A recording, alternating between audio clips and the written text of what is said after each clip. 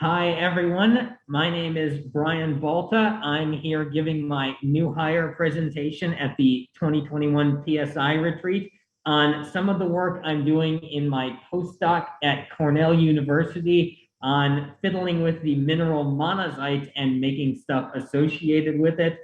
I will note to start off that I am masked today because Cornell just had to bring back their mask mandate as of last Friday. So unfortunately, those are the rules as long as I'm indoors.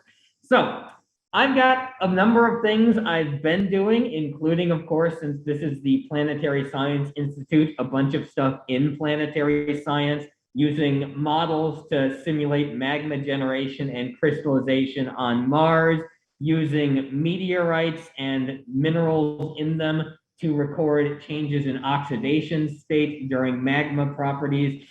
I'm not going to talk about most of that stuff today because I'll get back to it a little bit, but I have some really interesting stuff I'm doing now as part of my postdoc, which is also frankly paying the bills right now. It's a project that's a cross between geology, which is my side, and an advanced biology group over on the other side of campus, which is maybe one of the reasons why it's such a neat project. The stuff I'm working on deals with rare earth elements.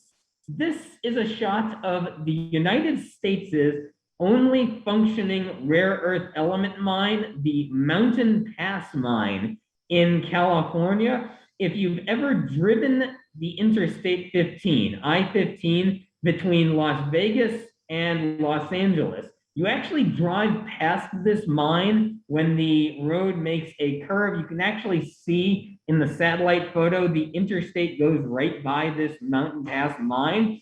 And it has something of a checkered environmental history. It has passed some recent inspections, but it has also had spills of uranium and thorium over time. It is not the most environmentally friendly facility in the world. It mines a rare earth element mineral that is not the most common REE bearing mineral. It is found at this spot, but there's other places you can find rare earth elements, including the mineral monazite. Monazite is a fairly abundant rare earth element bearing mineral that you can find in lots of deposits in igneous rocks. It gets moved around in sedimentary rocks. It gets concentrated in sands in places.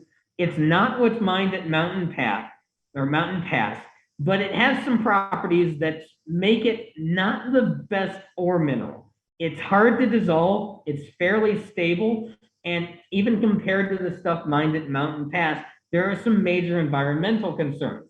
There is a high uranium and thorium content, which means if you want to use this as an ore resource, you have to find a way to get rid of and contain the stuff that you don't want, like these radioactive materials. And the image at the right is a shot of somebody having to do that. The goal in this project is to try to find new ways to exploit or enable us to use monazite as an ore mineral. Now, monazite is a rare earth element phosphate mineral. Phosphorus is used a lot by biology. This is where the biologists come in as part of this project. Their part of the project is to find a variety of bacteria that can process the monazite and use the phosphorus from it as a way to grow. And while they're doing this, they take the bacteria and edit its genome by selectively knocking out or removing its ability to get phosphorus from some of the normal pathways, in the hopes that if we give it the monazite, this edited bacteria will focus on the monazite as a phosphate source, and in the process, release the rare earth elements in a path that gives us a way to process it with limited contamination. You can see some of the edited bacteria trays in the image at the right. So they're doing the biology side with dealing with DNA. To deal with the minerals, they need to call a geologist. So I will give myself a wave here. There is a procedure in the literature to experimentally grow large crystals of monazite using a flux, which is a low temperature material that melts on its own and allows crystals in it to grow larger. The flux outlined in this paper is a mixture of molybdenum oxide and sodium carbonate. So there's a published recipe. You just need somebody to blindly follow the recipe, and you'll obviously get the materials you're looking for. Next slide, please, should show two images. The first crystals, when we followed that recipe, you can see at the left, the flux has crystallized to form those large white crystals, and there are some dark crystals. Those dark materials are getting their color from the rare earth element cerium. So it looked like we grew some nice rare earth element bearing crystals. Next slide, please. And then there was the surprise. This is an EDS spectra that shows the elements present in those crystals. Now, at the center of the frame, you can see there's some cerium present, which is great for a cerium phosphate. And then you look at the other elements that are there.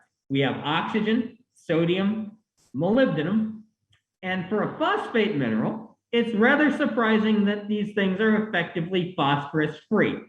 In other words, somehow I started off growing a phosphate and wound up with no phosphorus, which is obviously something of a problem.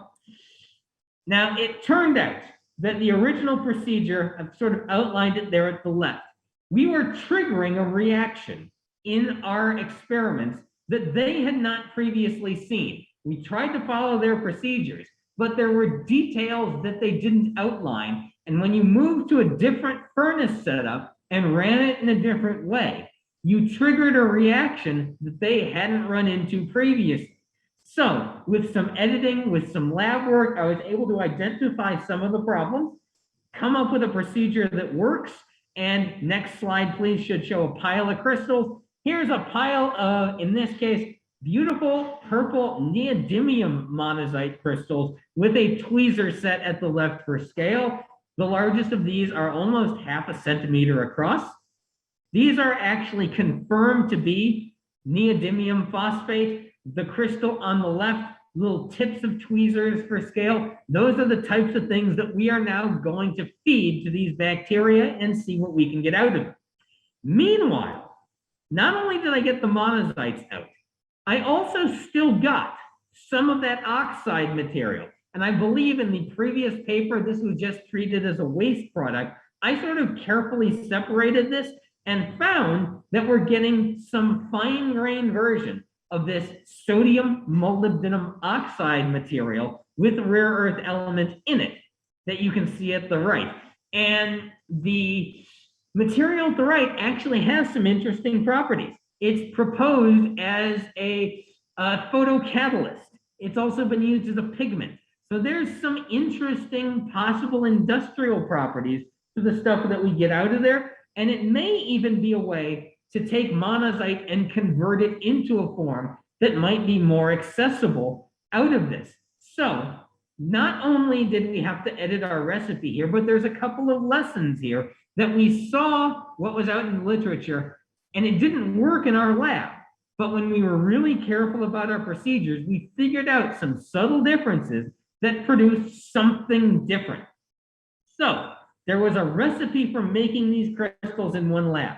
But as soon as we tried a different lab with a different setup, we got a different result. The fine details in the processing were different, and they dramatically affected what we got out in the final product. But by characterizing those differences, we may have found a different way to process the material or to generate oxides of industrial interest.